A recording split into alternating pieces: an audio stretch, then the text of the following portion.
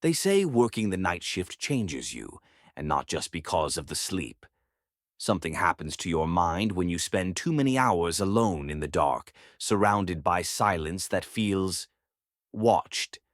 But what if the shadows you pass off as tricks of the eye aren't tricks at all? This isn't just another night shift horror story.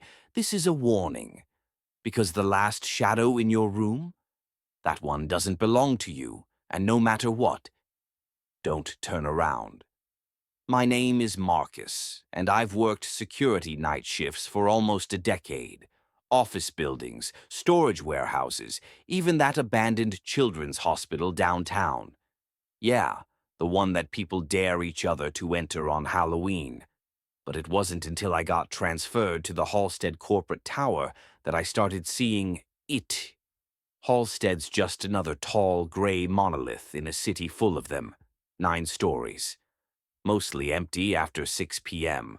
My job was simple. Monitor the security cameras from the first floor booth, do 2 patrols per night, one at midnight, one at 3 a.m., then wait out the shift. Easy money. Or so I thought. The first week was uneventful. Quiet. A little too quiet. The tower seemed to swallow sound. No creaking vents, no flickering fluorescence, just silence so thick it pressed against your skin. The kind of silence that makes you listen for things that aren't there. Or worse, notice the things that are. It started on my 5th night. Midnight patrol. I took the elevator to the 9th floor, same as always. The hallway was dark. Only emergency lights casting a low amber glow down the corridor. I walked past conference rooms, the kitchenette, a row of locked offices. All clear. But then, in the reflection of a wall-mounted TV in the lounge area, I saw something move behind me. I turned. Nothing. Just the hallway. Empty. Maybe I was tired, seeing things. But then I noticed it. My shadow on the carpet in front of me. Long, stretching forward in the dim light. But there was another one, a second shadow, standing next to mine. Only I was alone. I turned again, heart lurching. No one there. The second shadow vanished. I told myself it was a trick of the lights, maybe some glitch from the TV reflection. I even laughed under my breath as I finished the patrol. But when I got back to the booth, something felt off. The monitor for camera 9, on the 9th floor, was frozen. Just static. I rebooted the system. The feed came back, but the hallway was empty. Still, I couldn't shake the feeling I wasn't alone anymore, like something had come down with me. Over the next few nights, it got worse. The shadows started appearing more often, always just for a second, always in my periphery. I'd hear faint footsteps behind me, soft and slow. But when I turned around, nothing. One night, around 3:15 a.m., I came back from my second patrol and found my booth door slightly ajar. I always locked it. Always. Inside, everything looked untouched, except the desk lamp was off. I never turned that off. I reached to flick it on, and saw 3 shadows stretching out from my chair. My own, and 2 more behind me. I bolted. I slept with the lights on that day, and when I woke, I called my supervisor and asked for a reassignment. He laughed, said I was just letting the night mess with me. Halstead's the safest post we've got, he said. That night I brought a flashlight, a thermos of coffee, and a cheap cross my mom had given me years ago. I wasn't religious, but it felt like the right thing to do. Midnight patrol. 9th floor. I walked faster this time, heart racing, made it past the lounge, past the kitchenette. Then something cold brushed my arm. I froze, and then I heard it. Breathing. Slow. Right behind me. I didn't turn around. I couldn't. Instead, I walked straight to the elevator, hitting the button with shaking hands. It felt like forever before the doors slid open. When they did, I stepped inside, and in the reflective metal of the back wall, I saw it. A figure, tall, thin, completely black, as if carved from shadow. Its head was tilted, no eyes, no face, just watching. The doors closed before I could react. I stumbled back to the booth, locked the door, turned on every light. I didn't move again until sunrise. There's something about the night shift that distorts time, warps the edges of reality, and makes the silence feel sentient. You tell yourself it's just your imagination, that the creaks in the floorboards are old wood, that the flicker in the light is faulty wiring. But what if one night the silence watches you back? And what if, just as you start to drift off, you notice something? A shadow in your room. One that isn't yours. Whatever you do, don't turn around. I used to work night shifts at a small security company in upstate New York.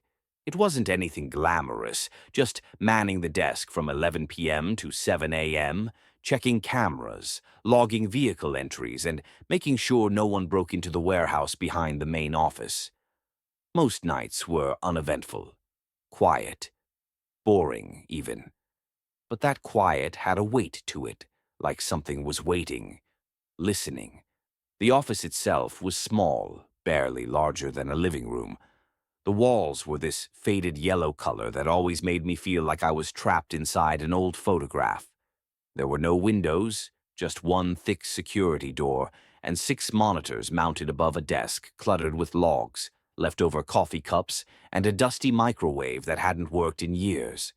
There was a cot in the back room for those who pulled double shifts. I used it often. I was on my 4th night in a row when things began to feel wrong. It started with the monitors.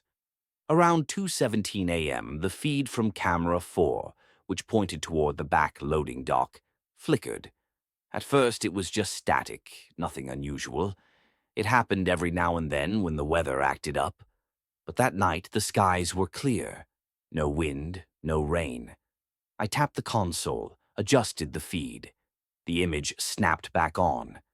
Someone was standing there. A tall figure, completely still, just outside the range of the motion sensor lights. No face, no features, just a solid black silhouette. I stared at the screen for what felt like hours, the air in the room tightening around me like a fist. I leaned closer. The figure didn't move, didn't flinch, just stood there like it was waiting for something. I blinked. When my eyes opened again, it was gone. I rubbed at my face, thinking maybe I was just tired. 4 nights in a row, minimal sleep, a diet of vending machine chips and gas station coffee. Yeah, that'll do it. I decided to lie down on the cot in the back room for a bit, just to rest my eyes. I don't remember falling asleep, but I remember waking up. It was the cold that woke me first, this sudden drop in temperature, like all the warmth had been sucked out of the room. I pulled the thin blanket tighter around me. That's when I noticed it. There was a shadow on the wall, long, human-shaped, but it wasn't mine. I was lying down, curled on my side, the only light coming from the sliver of fluorescent bulb under the doorway. My shadow should have been behind me, if there was even enough light to cast one at all. But this one, it was standing, right beside the cot, looming. I didn't move. My breathing slowed, my body tense. I squeezed my eyes shut, counted to 5. When I opened them, the shadow was closer, not just standing now, but leaning. Its shape warped slightly, as if it was pressing its face toward mine, as if it was curious, or hungry. I wanted to scream, but my throat locked up. My limbs wouldn't move. I felt completely paralyzed, trapped in my own body, while this thing, this shadow, watched me. The door creaked. Not open, not shut. Just a soft creak, like it had been nudged by something not fully there. And suddenly the weight of the air shifted. The room felt normal again. Warmer. My body moved freely. I bolted upright, heart racing, drenched in sweat. The room was empty. The shadow was gone. I didn't sleep for the rest of the shift.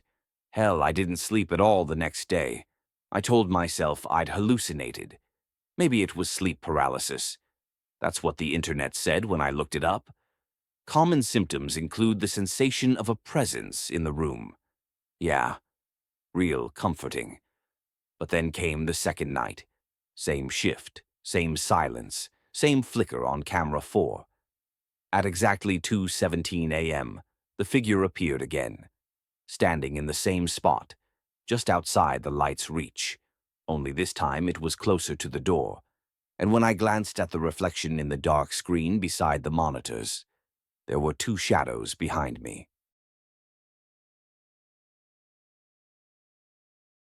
There's a moment deep into the night when the world feels off. It's not the silence that unnerves you, but what might be hiding behind it. If you've ever worked a night shift, you know that time distorts. The ticking clock becomes louder, shadows stretch longer, and sometimes, just sometimes, you see things that shouldn't be there. This isn't just another tale of sleep deprivation or paranoia.